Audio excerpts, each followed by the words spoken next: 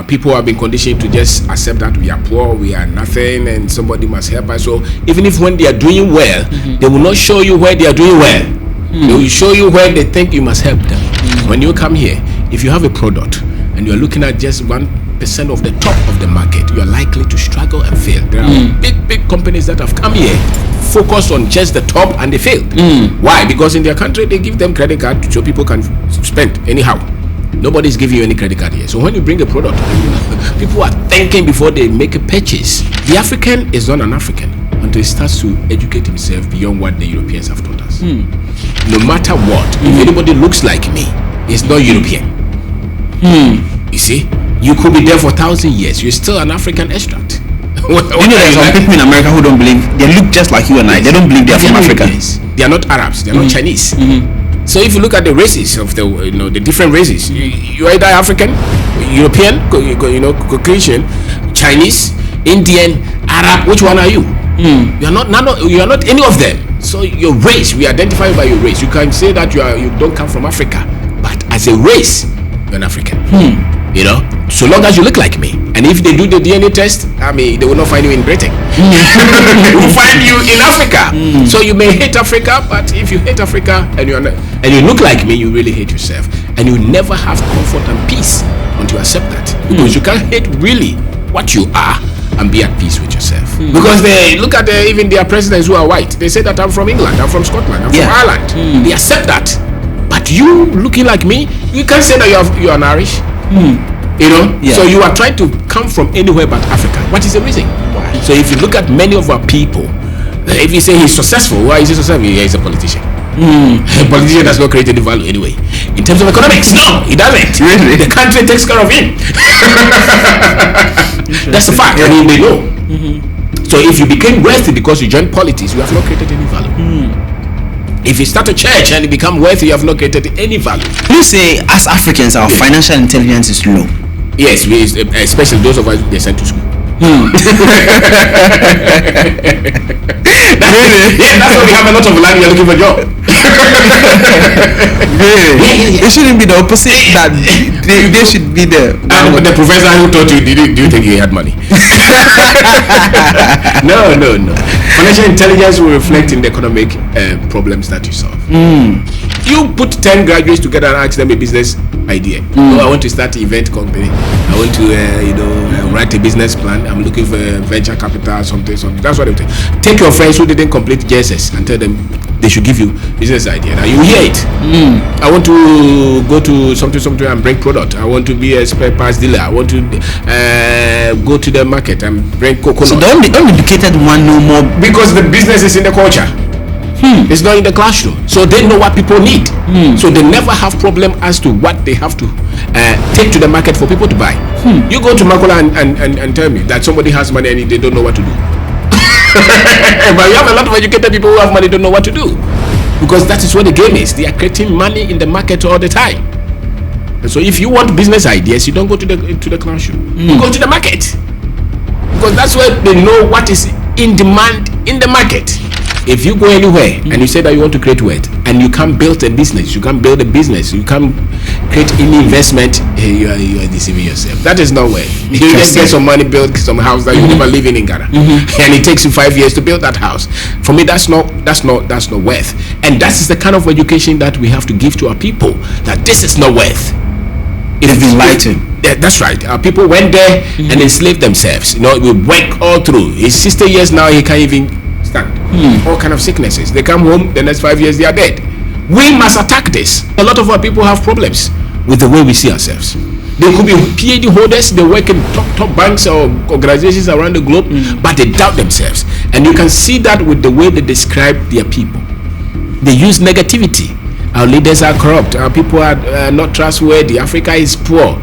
And they think they are speaking reality. No. They are just speaking what they have been put, what has been put in them. So the history will pay that. The history beyond what the white man came to lie to you. So it's not a blame. You must be a student of history. That's why all great minds, they are students of history. If you don't know your history, you are not educated. No. If you don't know your history as an African, you are not educated. Your strength is weak. That's why you want comfort. That's why you want to run away. That's why you're looking for visa. That's why you're very... Look at a lot of our young men now. They want to go to Saudi Arabia, Dubai. And they are treating them like animals, but they still want to be there because they don't know who they are. The moment you know who you are, you stand up to say, I cannot be a slave anymore. I cannot put up with this anymore, because you know who you are. A man without confidence, self-confidence, is a man that you can easily overcome. And how do you build self-confidence? By the knowledge that you find about yourself. You know, and that's what I found. So that you can stand up and fight for yourself and for your people. The mind has been conquered already. For instance, was a Christian and had gone to Kwabena University. You think she would fight for us? She wouldn't have fought. No, because something would be broken. That's deep. Something. That's deep. So the African that can stand and fight will be an African who is proud of where he's coming from. One of your book is resilience, right? How to develop courage and strength as an entrepreneur. Yes, sir. Speak to me about that. The only way you will win is you don't stop fighting. If you quit, you stop on your greatness. So resilience means that it's going to take you a lot of fights to win. That is life. But our people don't. When the moment they see the fight, they go back. Most diasporans. Okay, so then you won't win. You are not meant for greatness. There's no greatness without you fighting. Hello guys, and welcome back again to another amazing episode. And you guys already know this is the Diaspora Transition episode, where we have dialogue with people who transitioned living on the continent. But today is a bit different. We do have here, I call him a professor, Benfo, someone who is very knowledgeable. He goes by the name Kwabena Obeng Darko. Listen, he has done so much here in Ghana, teaching entrepreneurship, teaching how to change your mindset. He's written so many books, about 9 different types of books that would help the youth change how they think of themselves and how to actually make it while here being here in Ghana. You don't have to run away to America before you become successful. So it's actually a lot. So without further ado, Kwabena Obeng Darko, welcome on the show. Thank you very much. Glad to be here. And I watched the episode with Denta, and I felt, I'm like, listen, my audience need this blessing too. And that's when I deep dive and saw what you have going on. You did a lot. You've spoken about, it's on radio station, empowering the youth, and I think it's a sacrifice you're doing for Ghanaians and humanity. I appreciate you for that. Thank you. Today is about the diasporans. We've had a lot of diasporans who relocated. Some are Ghanaians. They lived here for some time, went abroad, and came back home to live here. Some were successful. Some had to also go back crying because they failed. And it's all because of their mindset that they brought home. So I want us to dive deep into that. But let's say people are watching, they know who you are. Briefly, humbly introduce yourself to people watching. All right. Thank you for being for giving me an invitation. My name is Kwabena Obeng Darko, Ghanaian. I'm an Asante man. I schooled in Ghana. What a gay. I've been engineering from Kwabena University. I went somewhere to do masters in engineering as well. I live here with my wife. We are entrepreneurs. We have multiple shops in the malls. We make fashion products, and we are developers. We build apartments, we rent them. I've had a lot of businesses running projects, from electrical projects to agricultural projects, over the last 15 years or so. And I write books as well, based on my experiences, the things that I've discovered. In the process of me finding myself, So the things that I thought I should have known growing up, I put some of them in books, because you can't change a man's life until you change his knowledge of himself. So when somebody brings you knowledge, they're actually setting you up for success. So those are the things that I sit back and say, no. These things, we must push them. Because if you look at a lot of things, we are staging our people to struggle and fail in life without being aware. Really? Yes. If you don't equip people with the right knowledge, you have set them up for failure. And you can see it, the things that we promote in our country, maybe all over the world. That's why people struggle in life so much, because you can't equip. You can't fight without the right equipment. I like that. And the main equipment is what? Is the mind that you have. Now, you mentioned how religion have destroyed the minds of our people. We'll dive into that later on during the conversation. I want us to go to your childhood a bit. Your mindset is quite different, where now you are impacting thousands of lives. Yes. Now, I saw one comment under one of your videos you did that this gentleman is making millionaires in real time. Yeah. Right. Because of how much knowledge you're actually given. How did you get this mindset? Where did it stem from? Like, where did it start? Wow. So my mother gave birth. She was not that old. She was young. She lives in America now. My father was not that young, old as well. Trained as a teacher. My mother was she worked in a clinic. I was born at Yamfo in the Ahafo region, but we hailed from Astromaso, the Kwabena East region. So I grew up in the house of my grandfather, Dujemfi, and he was a rich man. He built his house. He had 2 wives, as I saw it, and he had a Bedford. A Bedford car. Okay. And he had cocoa farm, orange farm, goat, sheep. I picked a lot from him. My grandmother was also a farmer. She was a trader. Okay. She was selling a friend in Punam, dried bush meat, and she traded. She was not poor. She was wealthy as well. So I saw my mother also picked up. She was selling jewelry. Her sisters same. They were traders. So I picked it. The academic side, I saw my father as a teacher. He moved around. Not much rich. So these are the things that I saw. See. So you had a lot of traders around you growing up? Yes. Okay. Yes. What did that do to your mind in that early age? What were you thinking? That you can pick anything and live with it.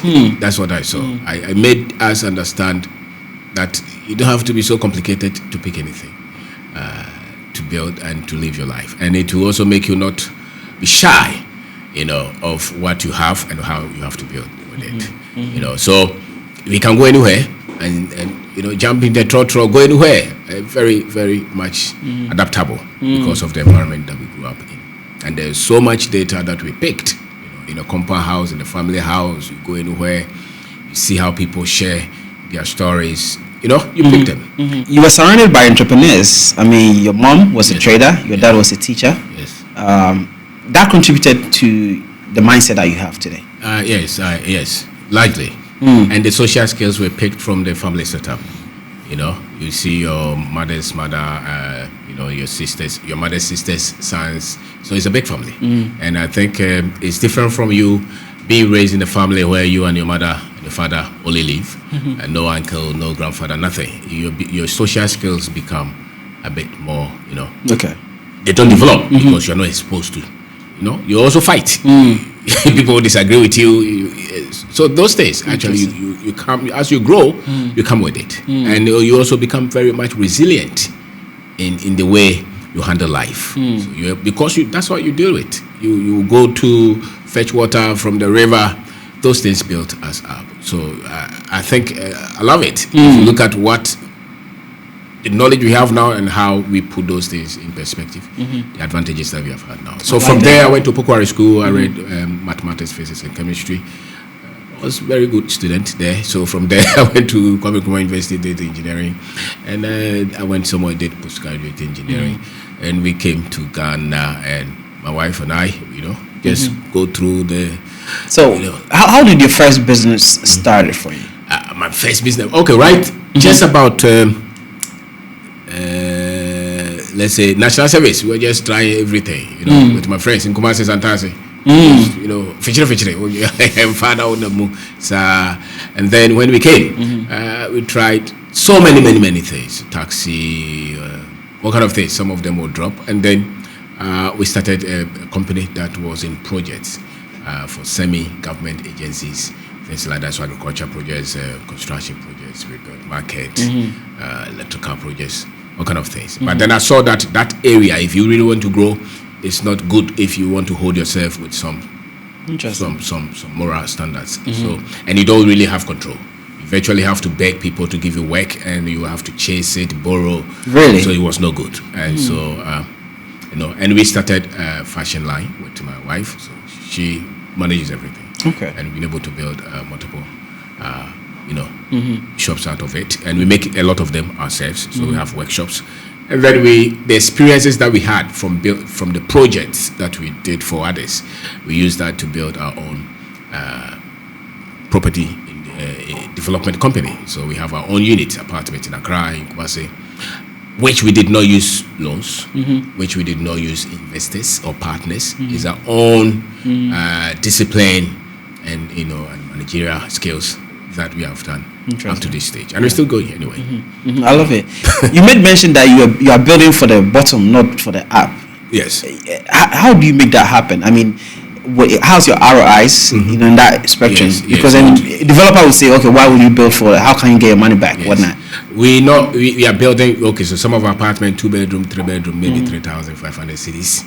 So it's not so much the person who is paying 100 Ghana cities, but we are not charging in dollars to say that okay, my apartment 2-bedroom is $5,000 a month, kind of. Then if I talk the top, I'm talking of the ones that are charging through the roof, big dollar, that majority of us can never afford. But what we have, a husband and a wife can pull 2,000, 3,000 together and rent, and so that's our focus.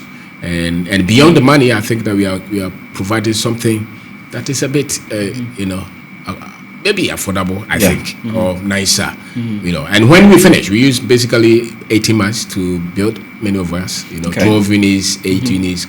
And by the time you're done, it's already full. And it's when somebody moves out within a month, he's gone. Why? Because there's a need for that kind of market. So it's not so much at the bottom, and it's not so much at the top. It's in between. And I think it's the biggest share of the market. I like that. A lot of diasporans. I mean, my platform is full of diasporans where they've worked in the US, UK. They've accumulated some wealth and now want to come back home and do businesses. I've had so many people who came back here and failed. Right, and I saw an interview with Dental where you exposed why that is. Yes. What do you think would be the proper approach moving forward for diasporans to be able to now move and then move the right way? Yes. Right? Now, you made mention that the local work that has no respect. Yes. Jadi, the market woman, you think she's not making money. This is where the money is. Yes. Do you want to speak on that and how diasporans can actually think differently to really succeed when they move down here to Ghana? Wow, thank you. The entire video was heavy. Yeah, I loved it. Very heavy. The thing is that when you come or when you want to come here, I think what we have used is the African consciousness. When you try to find yourself as an African, you read your history, you become very much optimistic and positive African. You become so much patient with our system. It's not because you put up with any foolishness, but at least you try to put a lot of things in perspective because you have different data. So if you live abroad and you want to come here, I made mention that you are not coming to save us. Don't come with the thinking that you are coming to lift us out of our poverty. We are very poor. It's all mechanisms. Yes, we have our challenges, but everywhere in the world there are challenges. You go to China, there are challenges, but China is throwing light on where they are doing well. Everybody is promoting their strength, their advantage. Why would you want to come here and focus on our weakness? In that case, we will never be lifted. So I've been to America before. I didn't see that they promote those things in their movies so much. They promote all the things that they think they are good at. I've been to England. You see a lot of terrible things, but they will never put that on TV until you are there. But we is the other way around. Our people have been conditioned to just accept that we are poor, we are nothing, and somebody must help us. So even if when they are doing well, they will not show you where they are doing well. They will show you where they think you must help them. And so I don't think we should press on that. We should just come. You come knowing that I'm going just like any other place, and there are good things, there are bad things. I'm not going to save them. I'm going there to learn and learn how to fit in such a system. When you come here, if you have a product and you're looking at just 1% of the top of the market, you're likely to struggle and fail. There are big companies that have come here focused on just the top and they failed. Why? Because in their country they give them credit card so people can spend anyhow. Nobody's giving you any credit card here. So when you bring a product and people are thinking before they make a purchase, never forget that. So when you bring a product, we buy on price. That is something that should always inform you. Yes, there are few who will just be talking about quality. But listen, when it comes to the final decision-making point, they look at the cost. So produce something that fits, sell something that fits, and that fits their pocket as well. And when you focus on such businesses, you do well. There are a lot of people who are doing so much well in just short-term farming. Some people are focusing on cassava, maize, even vegetables, and they do it with the little that they have. You want to come to Ghana to farm. You have never done any farming in Ghana. or you have gone for 300 hectares with somebody's money, loan, or maybe you sold your house. You have never operated a tractor before. You don't even know how to handle a tractor operator or mechanic, and you have gone for such a huge. You don't even have a market. No, come try 1 acre, 2 acres. Understand how the market is, how you are even going to handle the workforce. And then as you evolve, you add on to the capacity. I think that is the best approach. So many of us, our approach to grow or to come back and fit in is just to grow organically. Start it from somewhere. There are humble beginnings. Even if you have a lot of money, test the model. After all, is that not what is done in the factories? Yeah. You test the model, it works before you mass produce it. But you want to come and mass produce before you even test it.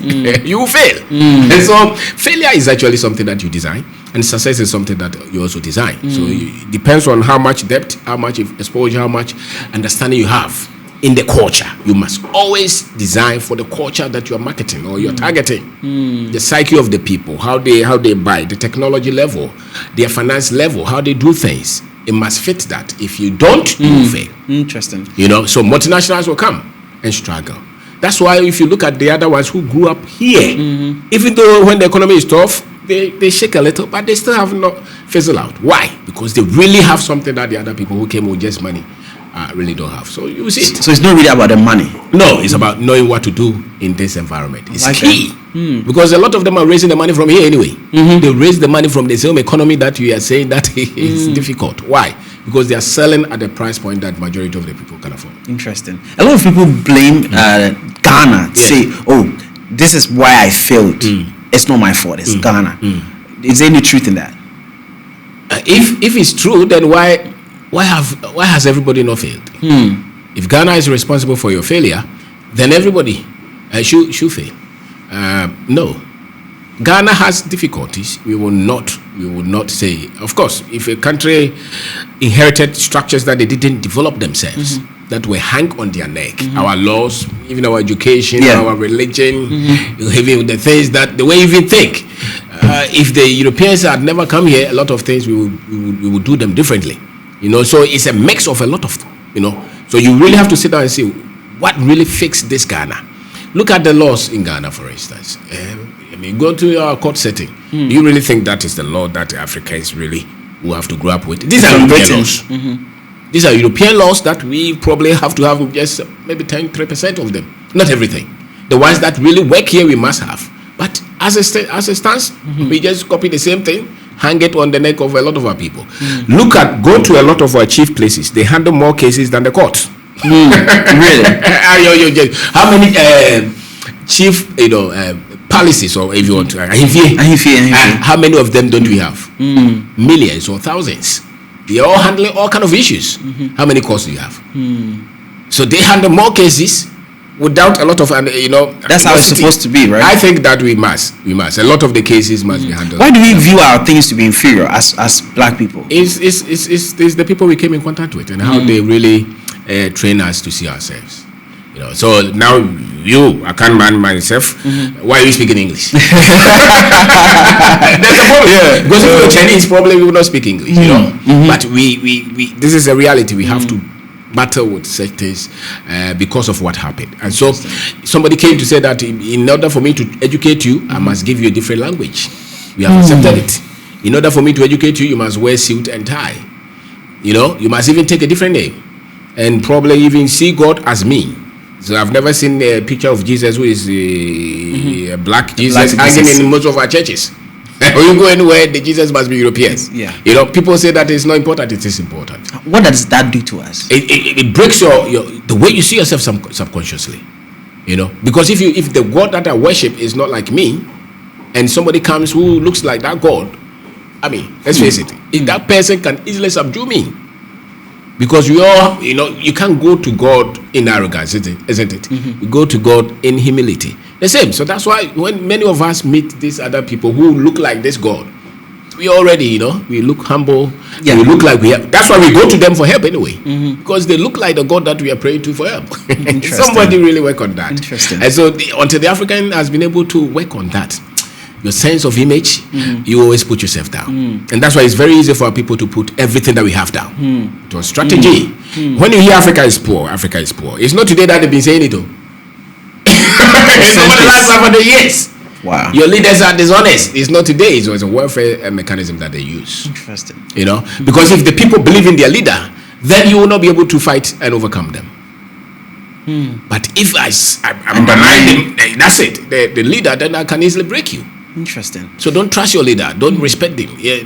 Say that is dishonest, and it's very easy for us to say that, isn't it? Yeah. We say it all the time, everywhere. A lot of diasporans say the reason they are not moving back is because of bad leadership, and they've been saying this for the last. You see, God knows because how they are long. also victims of the same thing. Interesting. Because the same Africa that they promote to us, the same Africa that they promoted to them.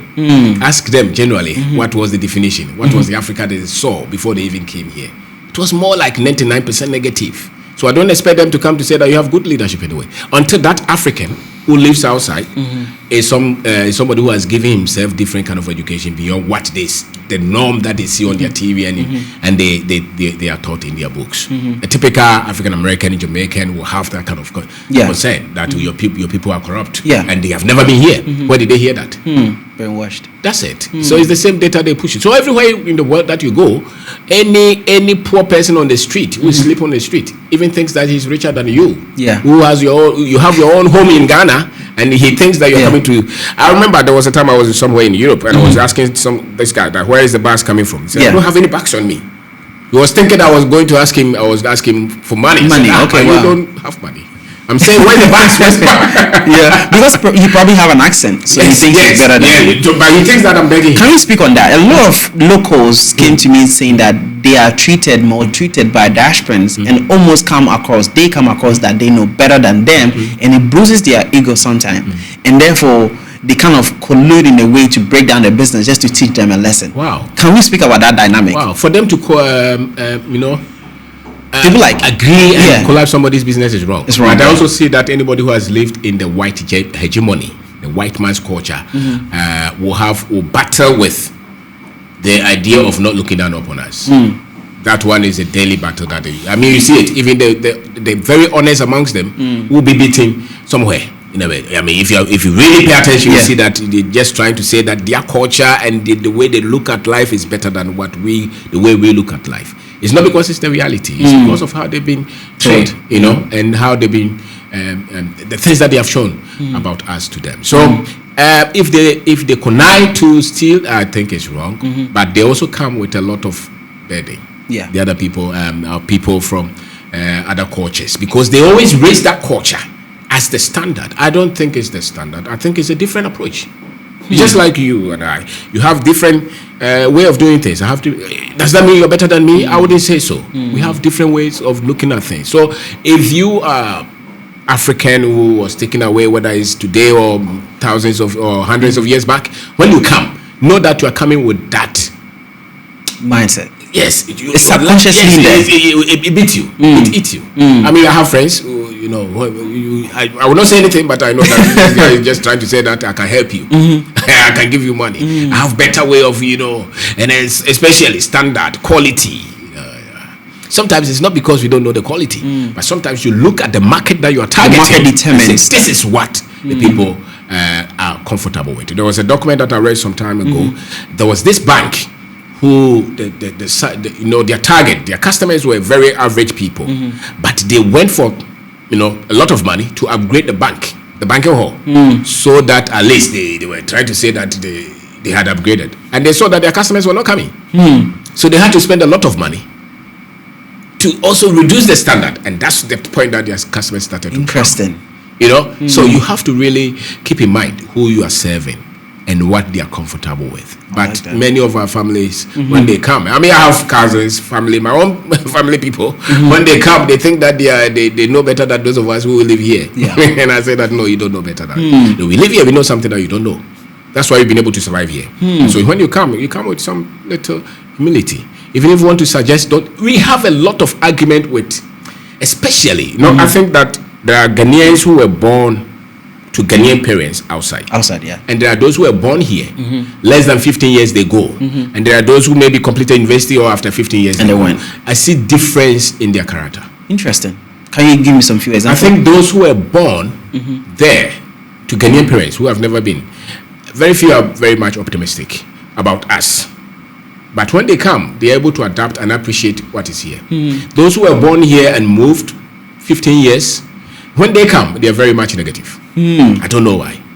Very much, in America. Yes, they're very much negative, and they look down really upon us, and they really don't want to identify with us. I think those who were 15 years educated who went, they would want to come back because they understood some things here. They may be negative, but it's moderate. But the ones who went before 15 and went to school, educated, I think something happened in their training there. So there's a bit of challenge. I've met some of them. Interesting. And when they are talking, I say that no. That's this the right way. I don't think you need a lot of re-education.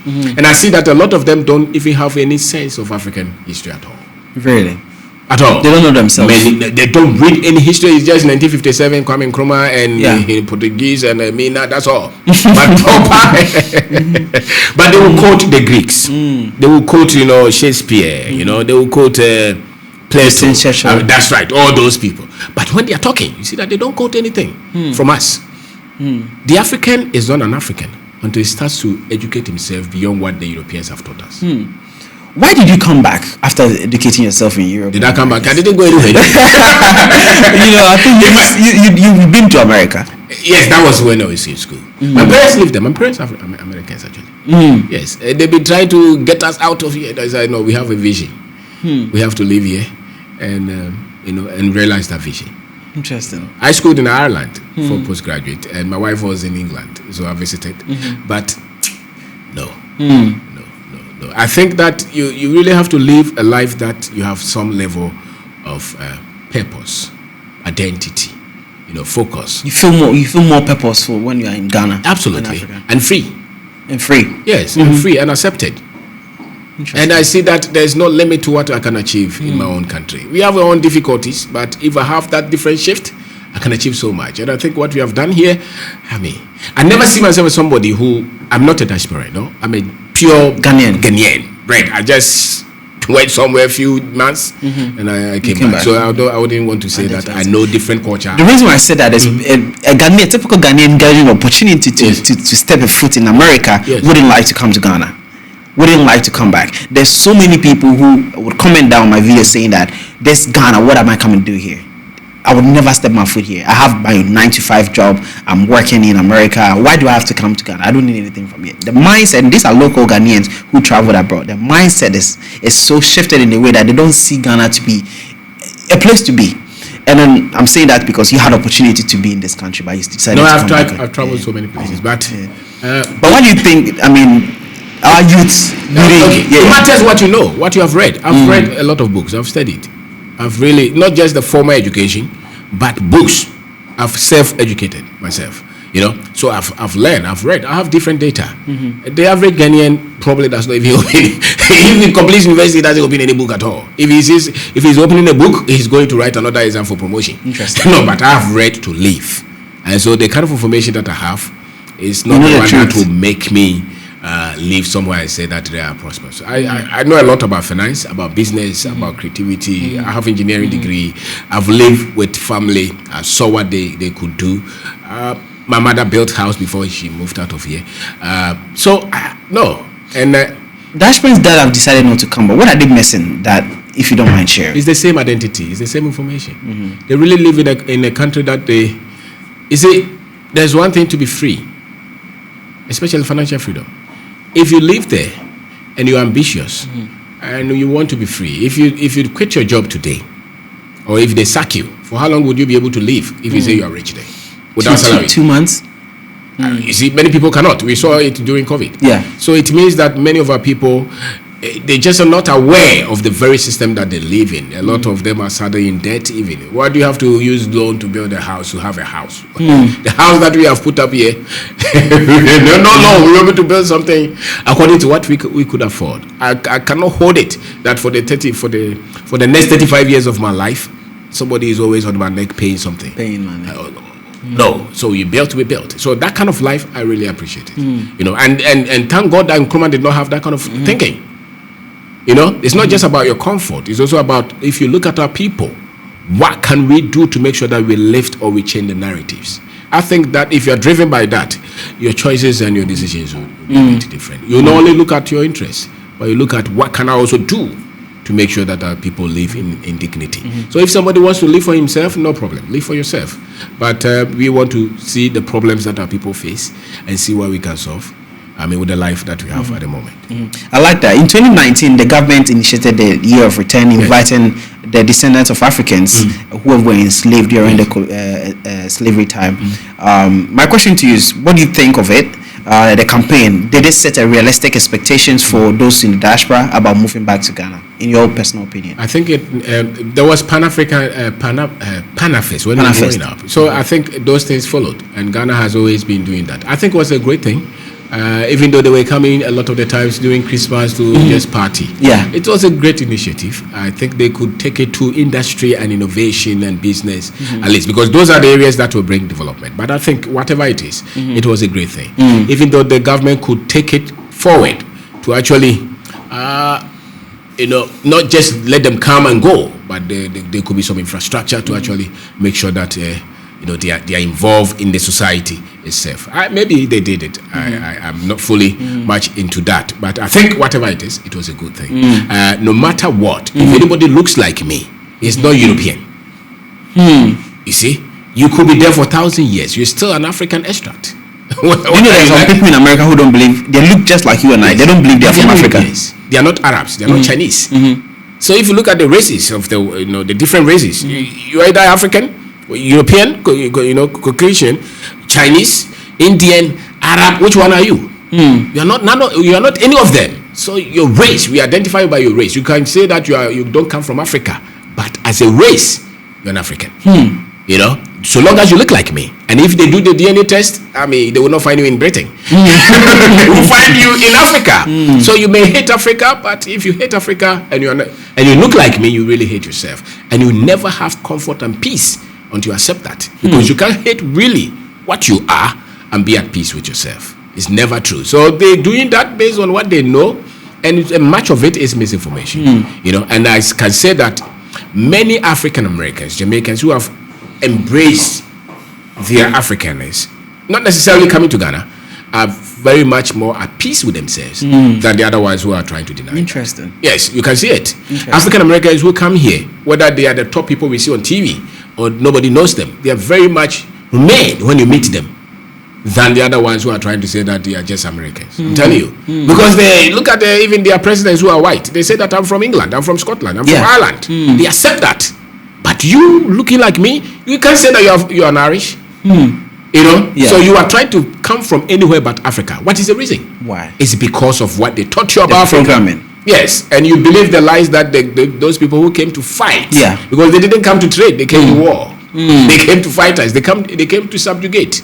And we actually withstood them. We fought. The only thing is that the story is told in their favor. And so people think that we sold them to slavery. We sold them into slavery and all that. They also forget to tell the stories of African kings and queens who fought and died, trying to prevent a lot of these things. So the whole scheme was not designed by Africans. We didn't sit down to design that let's trade people. No. Somebody came with that design, with that shape, with the guns, with the chains. You could not just put the Africans, and it's not only Europeans. The Arabs had been here from the 7th century for over 1,000 years. A lot of our big kingdoms were undermined by the Arabs. Interesting. So when the Europeans came, Africa had already fought so many years. This is the history that when you learn, then you will say that living here is not that difficult, because then you process different kind of information. I like that. Now, look, I was in a flight coming from China to Africa, and I was the only black person in the flight. I went to Zanzibar. The whole airport, I was the only black people there. Now, the whole country is full of Caucasians. Now, when I looked around, everybody owning business didn't look like me. Those who looked like me were the waiters and whatnot. Now, this is coming of programming where we don't want to even go to places like Africa anymore, and they would leave it to Europeans. And now the land is bought up by Europeans. If you look at even our own countries as Ghana, the Lebanese businesses are thriving compared to Ghanaian businesses, some of them. Why do you think that is? I mean, obviously the programming, but why why are we not awake to understand that we have to begin to make this necessary shift in our mindset? So if you look at my grandmother, Amamosia, she's about 85 years. She didn't go to school, European school or anything like that. She never thought of going to school, or she never thought of going to look for work so that somebody will employ. The kind of school that we've been given, anybody who goes to primary says JSS, SSS, when you finish, you are looking for somebody to hold your hand and give you a job. Yeah. So it's from degree or your certificate, CV, salary, position, that's it. And that is what has made a lot of our people not see business as the way out. As a matter of fact, if a people want to conquer, they must be in business. Majority must be in industry, agriculture, construction, finance. So the people we have sent to school, if the school is just preparing them to go and look for a job, our wealth will be in the hands of foreigners. Because the foreigners know that for you to hold wealth, you must have business, you must employ labor, you must have other hands working for you. That's how you create wealth. You ask a lot of our people, they think in salary, and salary is that only your two legs, you work, they pay you monthly. How can you create wealth like that? You can't create wealth. So you can give a people an education that will make them very comfortable with a little. I still think that they're very intelligent. Whilst others are stealing their wealth. So it's the kind of education that we have about business, wealth creation, finance. That is what is creating that. Now, the generation that did not go through that, the religion and this kind of education, understood wealth. That's why my grandfather, Jujemfi, understood wealth. You know? Why? Because that kind of miseducation he didn't have. So we must focus on ownership than salary and jobs. Now, the people who will fight this are the people who have been given that kind of education. Oh, I'm okay with my wife, my children. We live in New York. We have a good life. We have mortgage. That's a very little life based on the wealth that we have here. If you look at our oil, who is drilling them? If you look at our mining companies, who are mining them? If you look at our finance sector, who are those in charge? Even our retail and wholesale market, the agriculture. These are all wealth for us. The missing link is the kind of conviction that they have made us to have, which is be comfortable with a lot of degrees. Or you see a lot of our people, masters, PhD, and when they finish, the government must give them some position. So if you look at many of our people, if you say he's successful, why is he successful? Yeah, he's a politician. A politician does not create any value anyway. In terms of economics, no, he doesn't. The country takes care of him. That's the fact. I mean, they know. So if you became wealthy because you joined politics, you have not created any value. If you start a church and you become wealthy, you have not created any value. When you create a table, when you employ people, you create something. You need a carpet to create it, the light, the chalawati, the soap. You are the ones that must control wealth, because then you are helping us to build wealth based on productivity. But when people have money because they join politics or government contract, that is not wealth. You know, so if you cite examples of many of our people that we see as prominent, and you look at the source of their wealth, you take two things. Sometimes it's politics, and the other one is what? It's religion. And for me, that is not really wealth, because those areas cannot lift many of our people up. Interesting. No. And it's not because he went there, now he has farms. No. Where did he get the capital? Many people didn't try anything until they got those monies from there. I think the youth must look at those things critically. So those who inspire me per se are not the government contractor. They're not the politician. It's not the church owner. It's the guy who started from his village, letter with no help, and who's been able to build an industry that's employ 100, 500,000 people. Those are my inspirations, because for me that is the wealth that many of us can relate with, you know, or can relate to. And if the youth is looking for example, those are the people that should inspire you. They should look to. No, I don't think that we throw a lot of light on musicians and footballers. So long as we pay attention to that, we continue to import from China. Most of what billionaires are all manufacturers. Yes. They go to areas where there's no civilization, and they start from scratch, produce stuff. But on the other hand, our people come in and they see cockroaches and they don't want to live in apartments anymore. They see bad roads, they don't want to live. We are built to consume rather than to create. Yes. And part of it is the miseducation. The Africans all around the world, it's not only in Ghana or Nigeria. Everywhere, the data that we have is responsible for how we see ourselves. Interesting. You know, so when the people have been built well, they now want to be self-sufficient. So they want to create. If the people are creating their critical needs, it means that now the people have been trained well. Will you say, as Africans, our financial intelligence is low? Yes, especially those of us they sent to school. Yeah, that's why we have a lot of land. We're looking for a job. Really? It shouldn't be the opposite. That they should be the. And the professor who taught you, do you think he had money? No. Financial intelligence will reflect in the economic problems that you solve. So if you're carrying your certificate and looking for a job, you're not part of the game at all. Because the wealth that Africa has, if you look, the landmass, the opportunities that we have around us, if the financial intelligence is intact, you will not be looking for visa. You will not even be looking for, where do I get capital to start? It's the capacity that you need. It's not the capital. The mental capacity, the social capacity, your ability to connect and convince with somebody to buy what you have, the idea that you have. Take a product and sweat until the product starts to make money. That capacity is what many of our people lack. And it's because of the school. The school takes that from you. You put 10 graduates together and ask them a business idea. I want to start an event company. I want to, write a business plan. I'm looking for venture capital, something. That's what they take. Take your friends who didn't complete JSS and tell them they should give you business idea. Now you hear it. I want to go to something and bring product. I want to be a spare parts dealer. I want to go to the market and bring coconut. So the uneducated one know more because the business is in the culture. It's not in the classroom. So they know what people need. So they never have problem as to what they have to take to the market for people to buy. You go to Makola and tell me that somebody has money and they don't know what to do. But you have a lot of educated people who have money, don't know what to do. Because that is what the game is. They are creating money in the market all the time. And so if you want business ideas, you don't go to the classroom. You go to the market. Because that's where they know what is in demand in the market. And they don't teach that in the classroom because the school is not designed to create wealth. It's designed to let you speak English like we are doing now. We speak English and then we go and cry that somebody should give us a job. No, it's the base, it's the culture, it's the market, it's the open space that is created to create wealth. Interesting.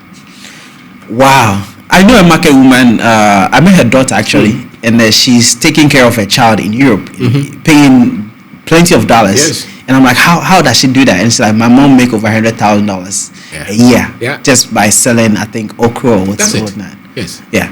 And that's where come and they're still working remotely because we don't understand where the money is. Education is business sense. It's your ability to understand how to invest money. Those are the things that create wealth. It's never in degrees. All your friends who have all these degrees, do they have money? No. I mean, they see students are the one employing the Asians. Yes, absolutely, because they are solving the problems that make money for them. So with my education, I would be wrong to think that because I have this kind of education, I should be rich. I think it means that I don't understand numbers. Because anybody who is wealthy, if you pay 100 people every month, are you poor? No. So if you want to be rich, just find a way to pay people. Interesting. You pay 1, 2, 3. Dangote pays how many people every month? A lot. That's it. That's why he's rich. The poor man does not pay anybody. That's why he's poor. Because his money is working for him. That's right. Money must be working for you. People must be working for you. Systems must be working for you if you want to. You cannot work all your time and think that you'll be worth. Very few can have that kind of wealth. Financial freedom. How do one acquire financial freedom? You must be intentional about it. That I don't want to live on salary after a while. Somebody should not pay me monthly money before I can pay my children's school fees. So it's a mechanism that I put in place. So I'm working now, even if I'm employed. I will discipline myself. I'm paid 2,000, but I have it in mind that the next 15 years, even if I'm going to be employed, I will still work said that something else should be working for me, so that if they take that salary, my children will not have to beg to eat. I don't have to go for credit to eat. I don't have to steal to eat. And that's the way you achieve financial freedom, which means that when the people are getting money to buy, let's say, a car, because you are targeting financial freedom, you are not looking at car. People are rushing to build their houses. No, you are looking at building machine that will make you money. So for instance, if you own, let's say, a coconut farm, 100 acres, which many of our people can afford over time. If you just discipline yourself, because access to land, all of us, we have come from places, eastern, western, north, Volta. There are lands there that you can easily acquire 50-acre land. and say that I want to plan this. And you can easily be financially free if you focus. But people want to make money and buy a car, build a house, buy a nice phone. That's what many of our people depend on salary. And it's a global issue, actually. But you can always achieve. Because financial freedom purely means that you don't need somebody to pay you to live. Yeah. And you don't have to reduce your standard of living. Someone was able to raise $15,000 here in Ghana. Yes. Use that for documentation to go abroad. What do you think about that? A lot of our people are infatuated with abroad, We love to go to America. Yeah. And many of our people. And it's the standard. Even if you look at the best of our minds, they're going to go to American universities, isn't it? Yes, it's just something that we are so much obsessed. Maybe it's too much movie, and the people who also went, what they came to portray. But they didn't tell us the truth. They didn't tell us. As a matter of fact, the first time I went to America, I saw my aunties and my parents. I asked them, so is this what you've been doing all these years? Hey, they're washing the dishes. Tried. Yes, you have tried to go through this all these years. So it's a tough life. It's a tough life. It's not just that simple. Very few are living a life that they are so much proud of. Many are just working and they save something and they bring it here. So if you have $15,000 and you are intelligent, I would rather want to go to America rich in Ghana than poor. I would not rush here to go to America when I need money or I need something to eat. I would want to build something here and travel as a wealthy man. Go and sleep in maybe a nice hotel if I have to go, and move around.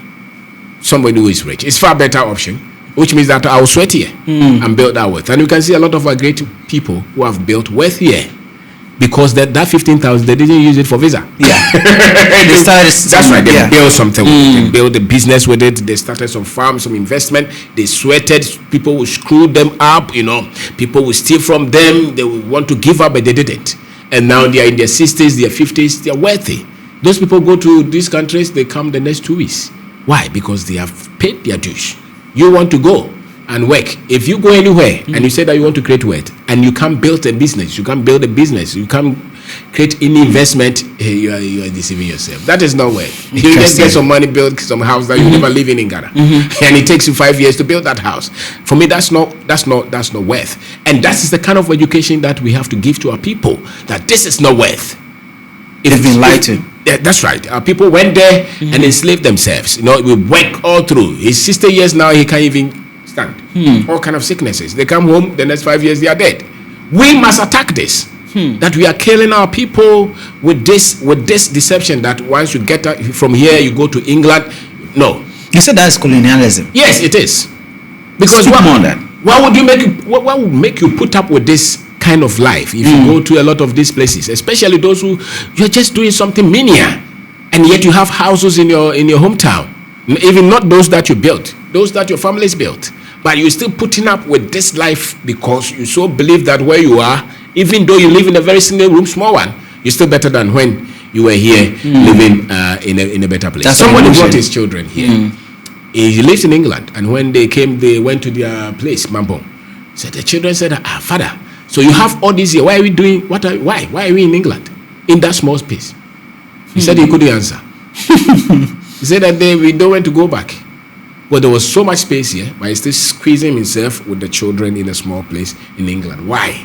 Because we believe there is better. The deception of the pound, the deception of the dollar, and it's eating the minds of our people. And it's a war. We really need to free the minds of our people as Africans, so that they can see themselves that wherever that they are, if they have the right information, they can build wealth. And they don't have to be servants. If you go anywhere in the world, look at the statistics. What are the jobs that our people do? We should take this as a burden. It's not just the money that they bring. Somebody said that the diaspora bring 5 billion, and so what? It doesn't only take money to build a nation. It takes people. I told somebody the other time, said that he said, I was bringing money to my children. I said, you can't raise your children in Ghana, you stay abroad. I say, you bring money. That is not enough. They need direction, really, they need comfort. And so the average parent with little money being present will have better children than the other one who traveled and the children are here all by themselves. Interesting. Yes, with whatever money, even if they have. Why? Because when you come home, your father is there. Did you do the assignment? Have you gone anywhere? If you have bad friends, they will correct you. By the way, this boy comes home, nobody is there. It's just the grandparent. If the boy is not so much disciplined, You lose him. And many parents lose their children like that. Why? Because they thought that it is only money that you need to raise your children. I think it's far beyond money. I like that. Yes, it's far beyond money. What do one begin to do to self-enrich themselves? Or even one of the books you wrote, self-investment. Yes. How do one start? You must love knowledge. The human mind is designed to work with knowledge. As a matter of fact, they say that freedom comes from knowledge. And in the good book, it says that when people are perished for lack of knowledge. So wherever you see people perishing, it's not a demon. It's ignorance. So Africa is perishing because of lack of knowledge. That's the knowledge of who we are. And that's what I put myself through. I started to learn our history and not colonization. The history beyond what the white man told us. Is it available? It's available. Now you have a lot of great African teachers. Their videos are on YouTube. Their books are all around. Just read one or two. You see that there are so many things that... Because you cannot repair the mind of the African until you give them proper history. Say that again. So you cannot repair the mind of the African until you give them proper history beyond slavery and colonization. Because a lot of our people have problems with the way we see ourselves. They could be PhD holders, they work in top banks or organizations around the globe, but they doubt themselves. And you can see that with the way they describe their people. They use negativity. Our leaders are corrupt. Our people are not trustworthy. Africa is poor. And they think they are speaking reality. No. They are just speaking what they have been put, what has been put in them. So the history will repair that. The history beyond what the white man came to lie to you, you know. And they have lied to all. They have done some good things around the world, but they have also done very terrible things. And much of it is the way they have conditioned the Africans to see themselves. And so my friends who have gone to school, when you are talking, they argue. No, you can't continue to blame the African. I said, how can you understand? How can you solve something that you don't understand? Study it. That's why when you go to the doctor will ask you. You say you have this sickness.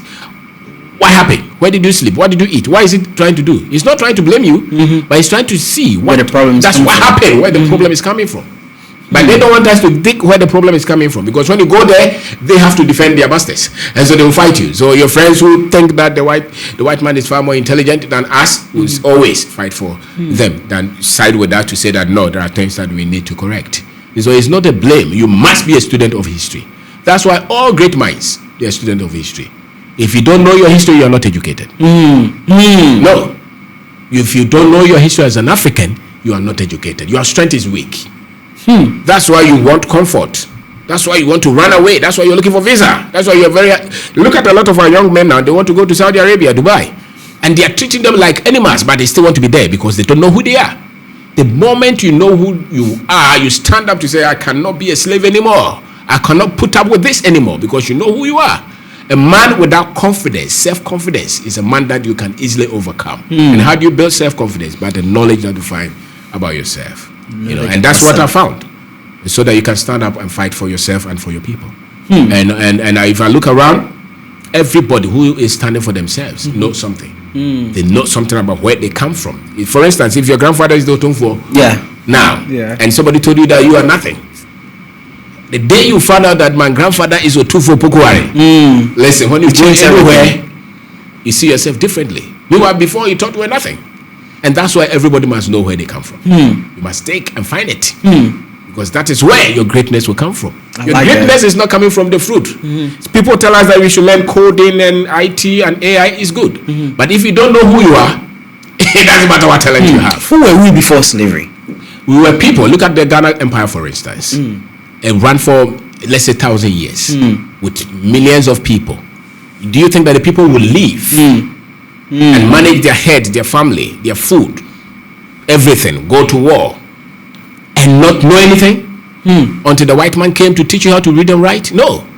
Let's say if the last person of any civilization dies, the information with that civilization all goes away. So somebody comes to tell you that you are nothing, you believe. And that is what happened to us. Is also they came, a lot of this history that we see now, they are just the 19th century European concoction. Interesting. So go beyond that, because their own historians said that the Africans were great people. There would never be mathematics, chemistry, physics, biology, technology, architecture without the Africans. Go and study it. Nobody should teach you this. Go and find out, because they will not put it in the colonial education that they are giving us. This education they are giving us, 90% is European. European, pseudo-European history. You know, that's why you know Marie Curie, you know Einstein. They are the only ones that you find in our books. Where are the Africans? Correct. The law of flotation. Are you saying that until they discovered that there was no flotation?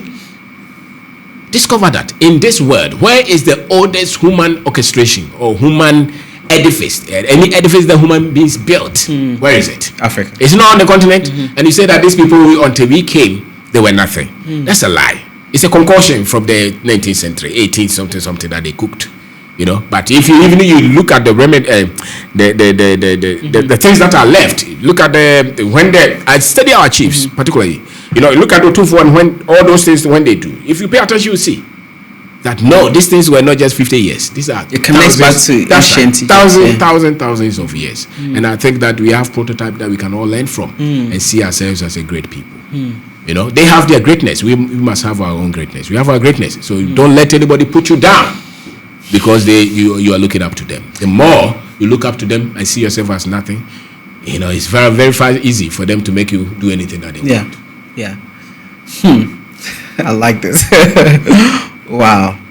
A lot of natives, locals, have abandoned their culture and religion. Yes. Because of so-called voodoo. Yes. I know some people who are royals. Yes. But they don't want to even go back to the stories. That's because of is that how deep the brainwashing is? Yes, it's very deep. When the Europeans go, you know, the Anglican Church, when they are doing their rituals, it's not ritualizing it. It's godly. When the Catholic Church is doing some because they drink the blood thing. All those are not rituals. What, yeah. But when we do, I'm a Christian. When we go to do it, Kwabena Obeng Darko. I remember when I was a child, my grandfather would take me to his priest. He's a comfort, and he would cook chicken. You know, he cut them, do all kind of things, and then we would eat them. I will eat them. I'll come home, my mother say, "Hey!" But I love going, so I'll go with him. He was a very disciplined because that's who you are. That's who we are. And there's nothing wrong with it. Like the way they are trying to make us believe. So now I question almost everything that these guys came to tell us. Interesting. Because they are practicing some things, but they want to say that it's Christian. But when we practice similar thing, now it's evil. It's a different thing. Why are you not condemning the ones that the Indians are practicing? Why are you not condemning the ones that the Chinese are practicing? But when it comes to the Africans, everything about us must be condemned. Don't we see it as something? Is because the wealth of Africa must be in their hands. So when we condemn where you come from and what you have, we can easily control you. That's why we can sign the lithium and give to them and say, give us 3%, 10%. It's very easy. Because you're ready. The mind has been conquered already. For instance, was a Christian and had gone to Kwame Nkrumah University. You think she would fight for us? She wouldn't have fought. No, because something will be broken in her. That's deep. That's deep. So the African that can stand and fight will be an African who is proud of where he's coming from. How do we train the youth to be more Pan-African or to be more to believe in themselves? We must teach our history. I was listening to a talk show that a former president said that, listen, I wished my legacy is that my people will be as old as the Bible. He said he was talking to his people, and as futuristic as the internet. Every great people know where they come from. The reason our youth don't seem to believe in themselves is because they don't know where they come from. They are just full of movies. I had a young guy saying that the white man is very smart and he invented every great thing around them. Yes, because that's what he knows. And when he goes to school, that's what they teach him. And so now that I have a lot of young boys now, carpenters, masons, who are learning history. The people who follow our platform, they are learning history. And they will come and teach me. They say that I found this. I say, I don't know that one. Tell me. And they are digging. They're studying. And now when they talk, they will tell you that, boss. The other day, somebody sent me a message. He said, I gave 60,000 to somebody to get me visa. When I came to your platform, I stopped. I'm saying that I'm not going again because now I can see a lot of opportunities around me. I'm not going there. I said that when you want to travel as a rich man. That's not as a desperate person. You know, so there's so much wealth in our country. It's the sense of being, sense of identity, sense of dignity, accepting ourselves. So go and read your history. Go to the internet. Search it. They say that, how do I know that is wrong? All right. The thing that they have told you, you still believe them. You think they are right. It doesn't matter. Find anything that says good things about you, absorb them. Because it's so imbalanced that you can't go. You have to really bring it up, and it doesn't matter how deep you must go to bring that up. So go, even if they tell you that you created human beings, speak it, because they have done a lot of damage to us. You know, so we need messages that will lift the consciousness of our people. There's a difference between consciousness and culture. Many of our people are cultural. So we know how to eat fufu, wear kente, but the consciousness is built with deep sense of your history. And that's where you see yourself as equal human being. Not that the white man created everything. Somebody who even said that the Africans are cursed. The Africans don't have any sense. It's because of the data you have of yourself. When the world was going through transition, the Africans were still being, fought. If you look at a lot of the creations we have now, they are no more than 200 years. Yet the partition of Africa, 1885, 84, where was Africa? So a lot of this industrial revolution, even Ghana's independence is what? It's just 1957. A lot of these things that we see, management systems, science, technology, all this happened. A lot of it happened just after that. And that was the time that we were still fighting for. And are you even independent? I don't know. When you go through our street and you don't see any road sign that we wrote, no Ghanaian language is under any road sign. And it's so obvious that we have languages that are dominant here. And we're still debating. And yet when you speak in English, you are not reaching more than 20% of our people. You go to the villages and speak English and see. Even Accra, how many people understand the proper English that you speak? So the language is there, and you cannot open the minds of the people you speak in a language that they cannot connect with. The language that they cut their cord with, you are not teaching them in that language. You are teaching them something. I spoke to an entrepreneur, and he's like, I'm very frustrated. Why? Because he wanted to hire some folks for his business, and they all have master's degree or whatever, and no more degree. And they come to his office, and there's no substance up there. Why? Because you are teaching this person in English. In English, they don't understand it. Them European achievement, and they come all that you think you are saying that he's very good because he was able to write the definition, what is matter, and they gave him. Does that make him intelligent? I think the development of a human mind is a critical thinking, it's creative thinking. It's quantum thinking, and yet you did not add these tools to them. The development of the mind of the people, the creation is in the mind. So if the mind is not developed, people can't think for themselves, and so it's not just the degree. As a matter of fact, this is our degree that we don't even find ourselves in. There's no African science in the degrees that they give us. So already the person is lost. So how can a person who is already lost think? No, it's only when they start to find themselves that they can think, and then they can question a lot of their anomalies. So I really believe in the intelligence of the African who has found himself. All the other Africans, I know that they can easily be enslaved and controlled. Yes, and controlled. If Kwame Nkrumah is to even come back to life right now and look at where Ghana is, do you think he's going to be proud? No, I think that Nkrumah was so deep, he was so much studious, and he will not be proud of what we have, especially with the kind of Africans that we are saying. We are now that when you put visa there, we want to go. A lot of our young men now want to go through the desert and go to it. Now even the current thing is that they go through Brazil, trying to get to America, and they are being killed. The other day somebody told me that a police officer working here went through that and she died. Interesting. It's dangerous. You are working as a policewoman in Ghana. It's not that bad for you to pack your things, and they go with money. So it's not money. It's not a challenge. Maybe they are going with $5,000, $10,000. It's not a challenge. How many Americans have $5,000, $10,000 cash? It's credit card. You see, and they have this, and they still say that they are poor. No, something has happened to their mind. It's not lack of money. They don't know who they are. They don't value themselves. They don't believe in themselves. They believe in their hallucination. Because you can easily convince the people who really don't know who they come from. Easily. It's just like a tree without root. The wind can blow and they fall down. That's very interesting. Yes. One of your book is resilience, right? How to develop courage and strength as an entrepreneur. Yes, sir. Speak to me about that. The only way you will win is you don't stop fighting. If you quit, you stop on your greatness. So resilience means that it's going to take you a lot of fight to win. That is life. But our people don't. When the moment they see the fight, they go back. Most diasporans. Okay, so then you won't win. You are not meant for greatness. There's no greatness without you fighting. It's just a simple premise. Any great dream that you have got to fight, and that's why you have to be strong. And resilience actually means that you're connecting with the very essence within you. I call it the God within you, the one that is speaking to you to say that this is what I want you to do. Effort. And so if you're meant to bring this enlightenment to your people, then nothing should stop you. You know, so it goes beyond money. If you are the one to build this industry, if you are the one to bring this freedom, if you are the one to bring this awareness, if you don't do it, who else will do it? And so if you have that conviction, then nothing should stop you.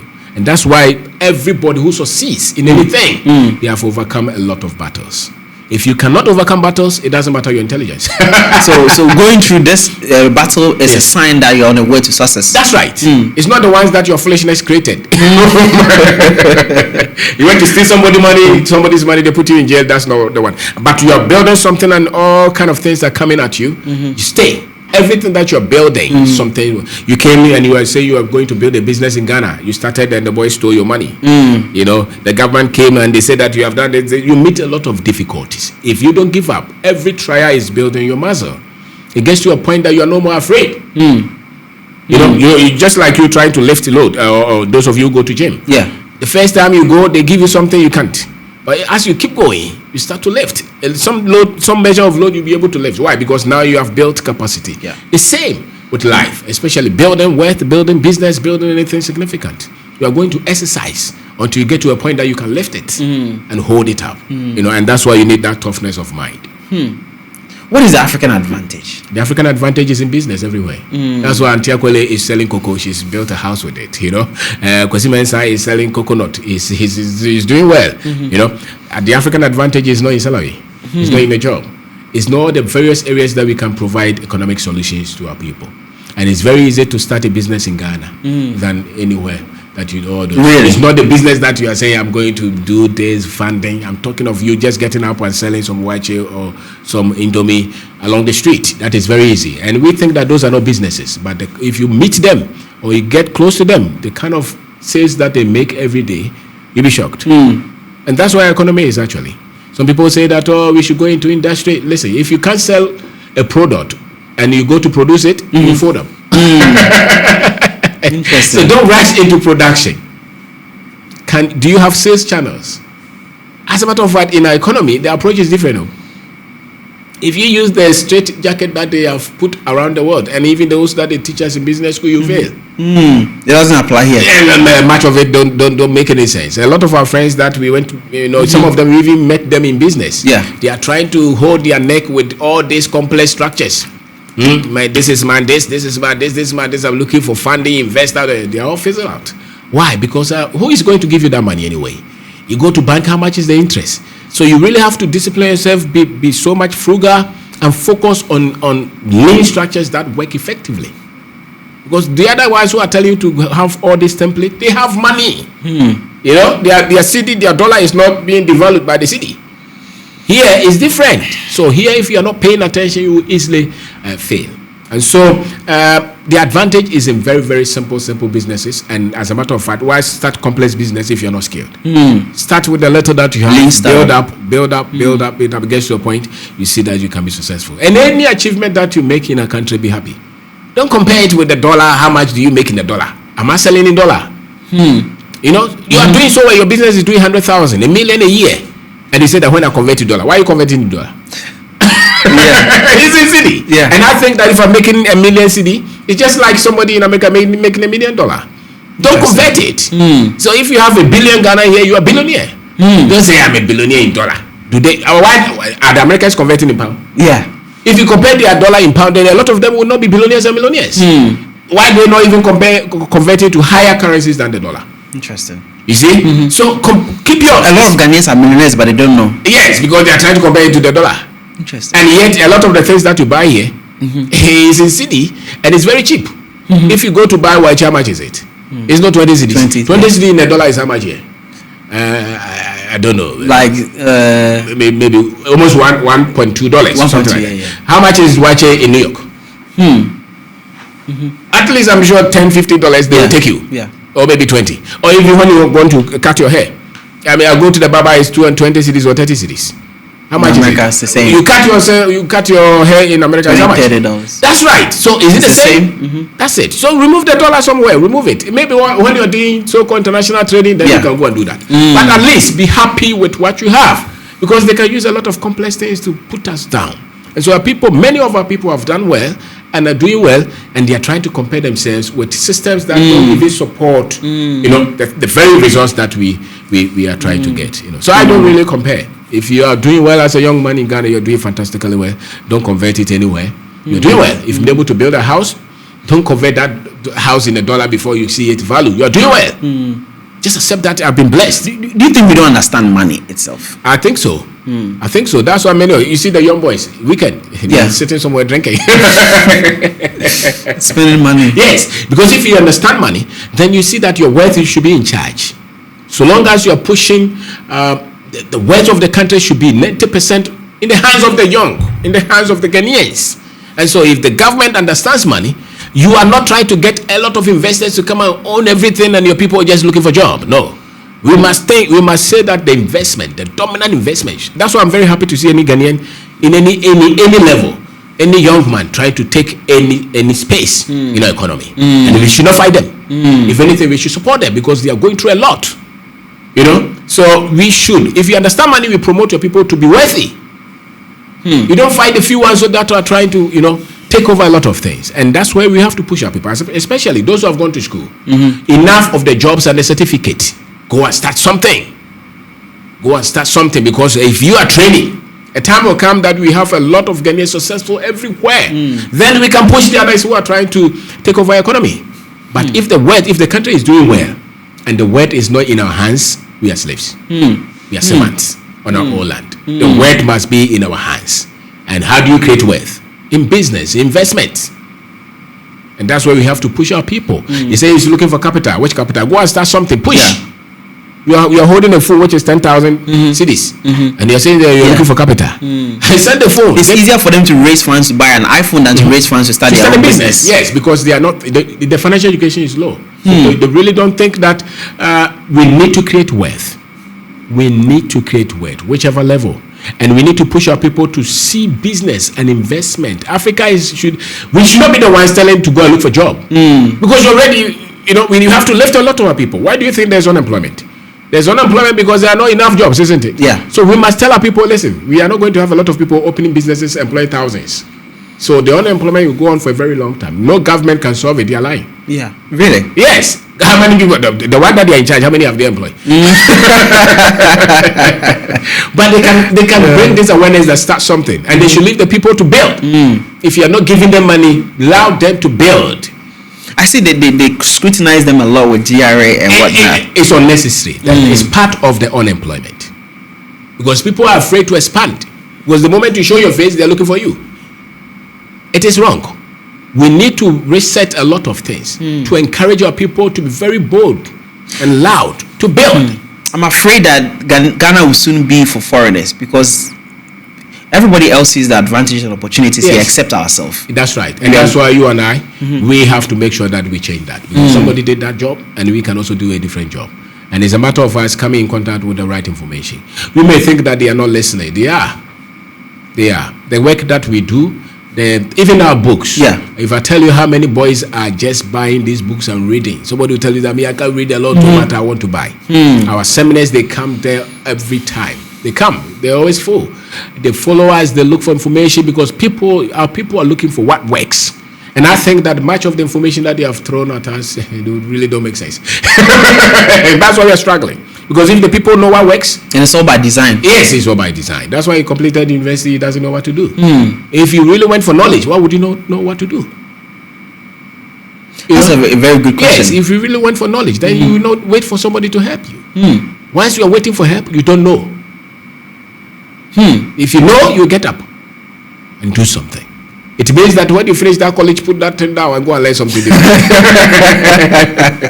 I saw on Twitter that someone's school certificate was used to self-killing with it. Because he doesn't need it anymore. So our people have so much confidence in book and certificate. I don't. I think I believe in what you can do with what you know. And we have to tell our people you can start anywhere. Give us an actionable plan for people watching. they have $10,000. Yes. What business do they go into? How do they start?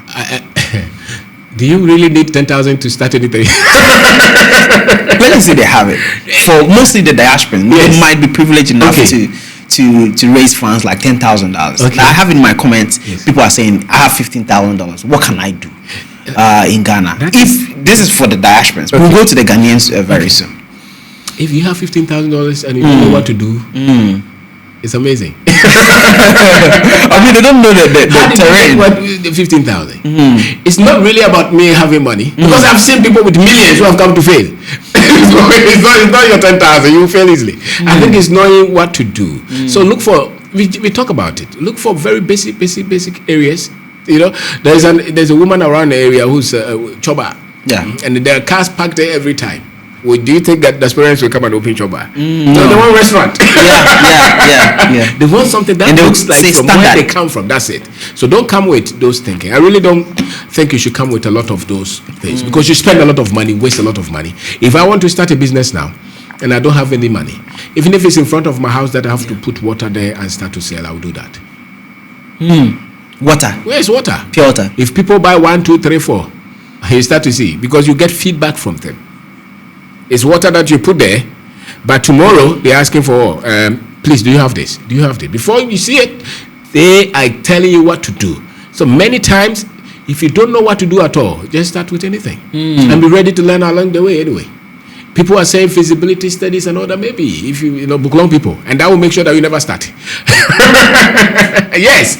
So what they'll like have enough data about the business before going to it. They'll be doing that for 2 years, 3 years.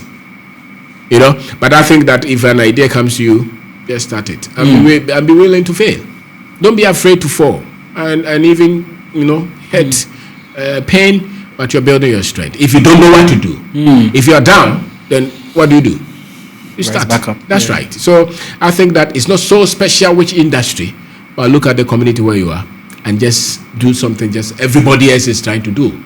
Let's say if it's a provision shop, when I come here, I just drop somewhere and bought some water. Yeah. Provision. It's a provision shop. Do you need a lot of whatever data to start a provision shop? Just start something. It will start from something, and out of it, a lot will evolve. If you are learning and you're ambitious. If you're learning and ambitious, that's what business. That business is just about starting something and getting, because you're going to learn how to work with these people, how to deal with state agencies, how to handle your money, where to source your product. All those skills at a small business level or a big business level is the same skill set that you need. The difference is in the systems that you build. Interesting.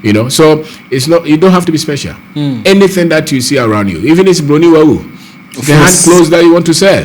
So my friend Jab, he says Broni Wawu. The other day he called me, said, unless I want to buy a house, just go and help me to decide. You know the price of the house?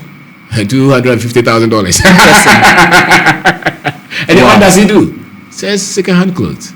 So it's not special idea, it's the need. So look at the need that is around you and do something. I like that. You wrote a book, Perspective, How to Develop the Mindset to Start and Build Your Business. Speak to me about this book. That's my Facebook I wrote 2016. 2016. And it's a book that I wrote after I had gone through so many challenges trying to, put the degree somewhere and build something. So it talks about my background as somebody, from, my grandparents, my parents, and then going to school to read engineering and saying that I want to build a business. All the things that I didn't know, all the things that I knew, and the difficulties and the realities, the shift of mind, who you really have to become for the business to work. Because until you become it, the business will never work. So the psyche, the boxer who wins does not think like the guy on the street. So you must become it in your mind before. You must think in a particular way. The mindset is what is responsible for the success. So all that you go through, you are evolving to get to a state where your mindset is at that state where it can win. Then you can win. Until you get there, you can win. The military officer or the soldier you are taking to the war will only win because he thinks as somebody who's going to win. You see the lion, he doesn't think like losing. He goes to, he goes after it because he knows that this is what I'm made to. But you are very weak and you say you want to win in a business. It doesn't work like that. So you must become it, and that's the mindset that you. I like that. We're almost at the end of the conversation. I've learned so much, and I'm sure the audience have learned a lot too. Your last book, ultimate opportunity. Yes. And entrepreneur's booklet. Yes. Yes. It's for the entrepreneur. How to encourage yourself and to be honest, to be straightforward. As a matter of fact, if you're not honest, don't go into business. Really? Especially if you're. A lot of Ghanaians are dishonest in their business. Not a lot. Based on some experience. Is that hurting our businesses, being dishonest? If you are dishonest, nobody comes to you again. And nobody wants to be cheated anyway. So you are far more, you have an advantage if you're straightforward and honest. Just tell them, I can't do it, I can do it. This is 2,000, this is 3,000. You must get what you paid for. And those people with that are always the ones who are winning in business. The other ones, they are always the ones struggling. Until they have a conduit that continues to see for them. So long as where they are stealing from is still in existence, you may think that they are doing well until that one is cut. And many times when they fall, they can't lift themselves up again. But the ones with character, because the foundation of whatever you are building is your character. And if your character is straightforward, no matter what happens, you will stay. So I believe in you being straightforward, fighting. If you get it wrong, accept it and say that I was wrong, I can't meet it, but you just have to be. Your word should be your bond. And your honesty is really an advantage. It's your best advantage. Because of referrals, people yes. So you just have to be straightforward. If you deal with me, if I can't do it, I can't do it. I don't need that kind of money that I've stolen. Your money, I don't need to steal your money to have money. I can have something small.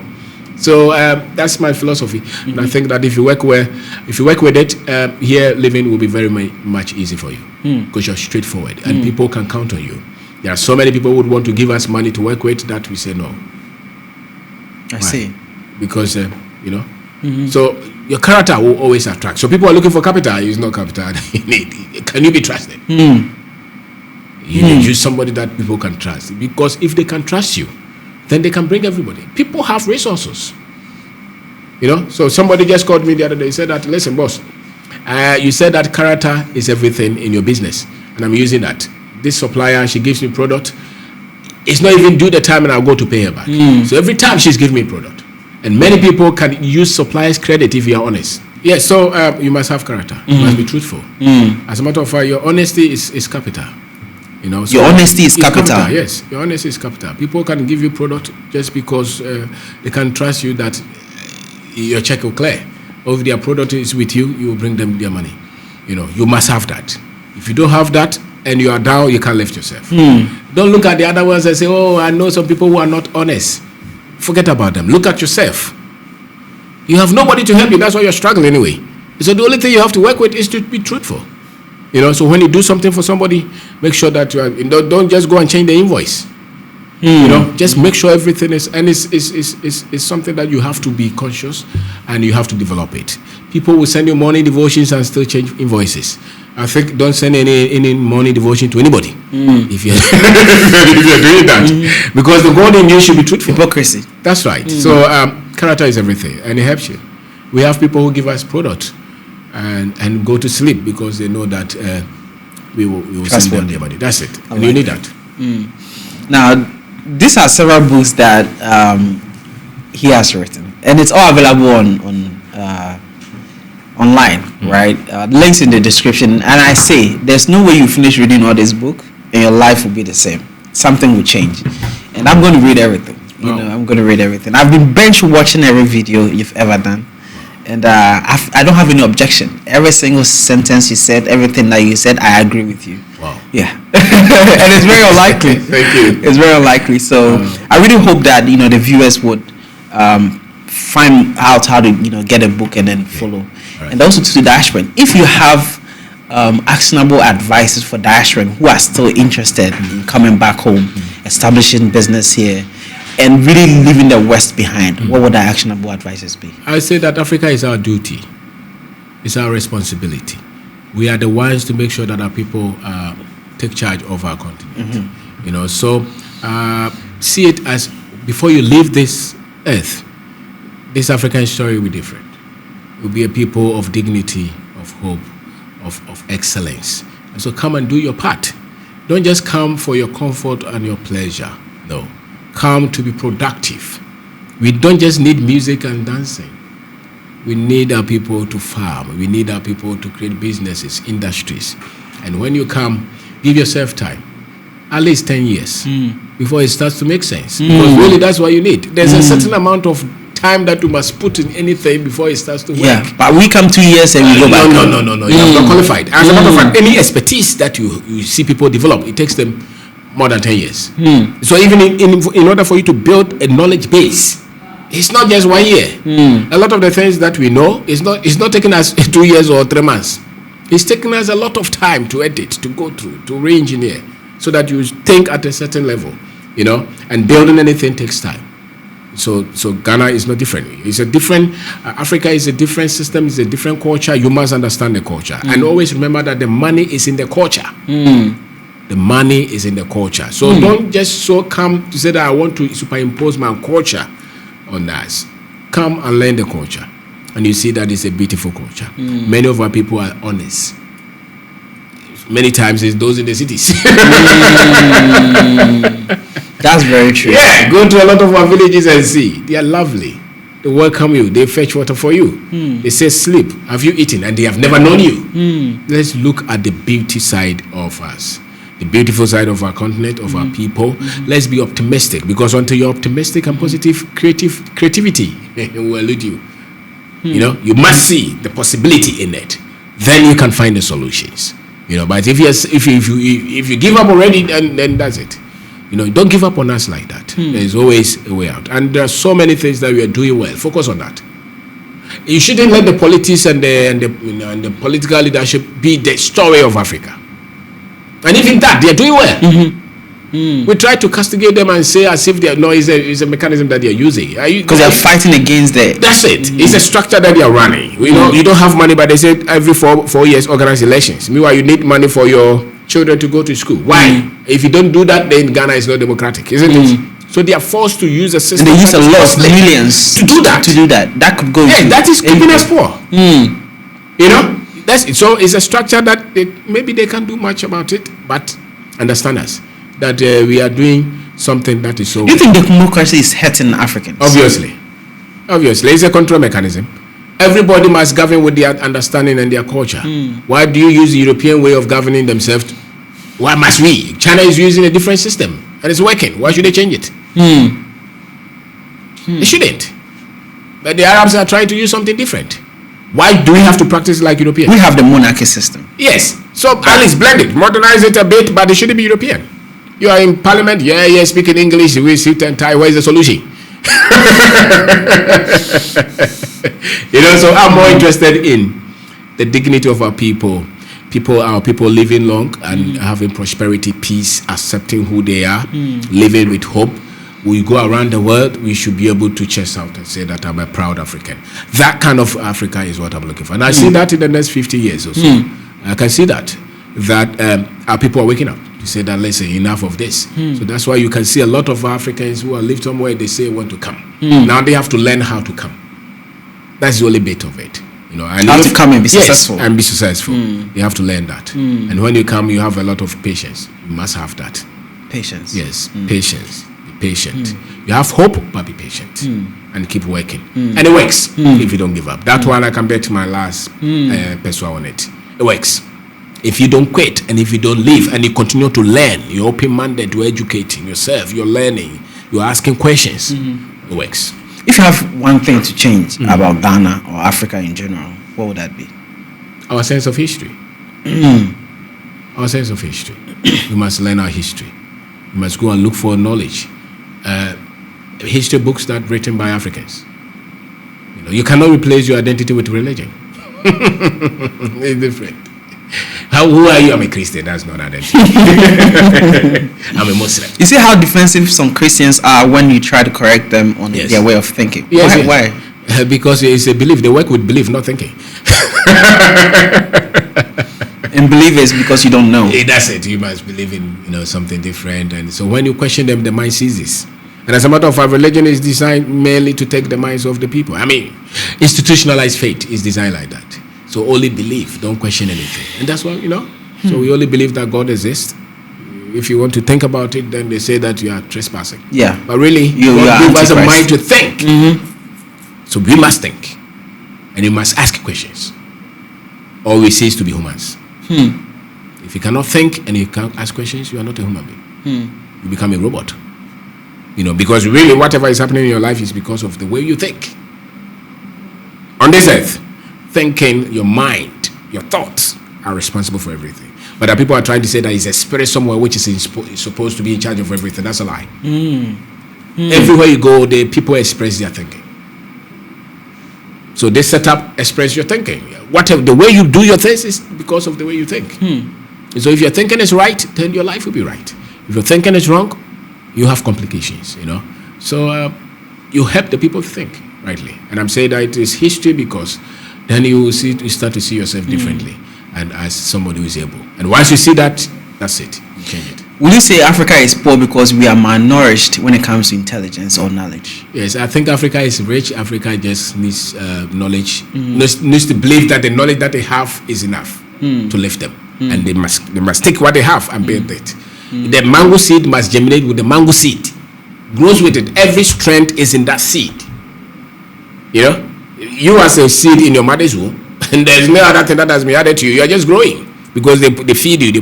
The same. We must grow what we have and feed it. But we are trying to say it's not good. So let's go and bring some other ones and grow it. And that's why we're struggling. I like that. If you have a final message to the people watching, what would that message be? Just be a proud African. Educate yourself financially. Own something. Build a business. Speak well of Africa, wherever you are. If you have never come here, visit. Teach your children our languages. And speak well of us. If we start to speak well of ourselves, speak well of our leaders, even though if you don't agree with them. And look at the good things that you're doing. The bad things, we can correct them. But we build with our strength, not our weakness. So I would say that if you're diasporan, come. And when you come, don't try to live in East Legon and all those areas. Come to La Paz, Achimota, Kumasi, Bantaba. So live in the culture because that's where the majority of the people are. And wherever the majority of the people are, that's where the money is. And that's where you can succeed because you target the bigger market. And once you understand that section of the market, anything that you try, you win. But if you focus on just a little, you are coming to Ghana, you want to open a restaurant, pancake. How many people in Ghana will eat pancake? That's why we now beat you because you're selling watching 10 a.m. it's finished. Your pancake the whole day, nobody is buying it. Because you are bringing something that many of us cannot relate with, Yes. I like that. How do people find you? My YouTube channel is Obeng Darko. Facebook is Obeng Darko. Website Obeng Darko as well. TikTok Obeng Darko. Books, Amazon Kindle. You search Kwabena Obeng Darko, you see me there. My number, if you want, I can put my number there. You can send me WhatsApp message and we will respond. 02466318874.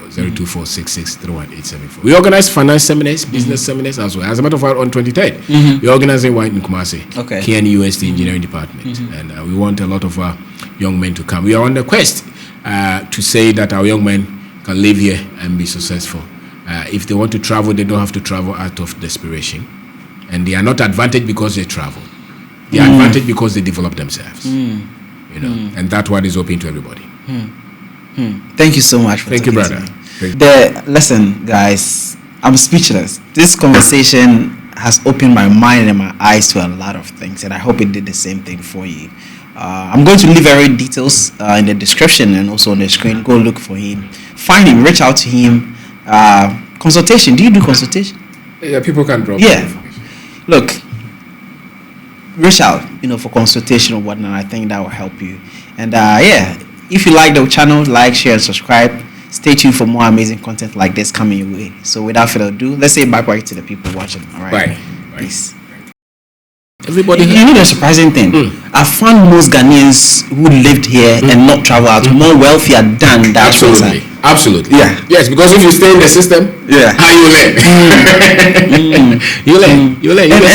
And we never thought that they are the wealthier ones because they didn't even look like it. That's right. Right. They dressed with a Lacoste, shorts, and then you think they don't have. They have fullies. Very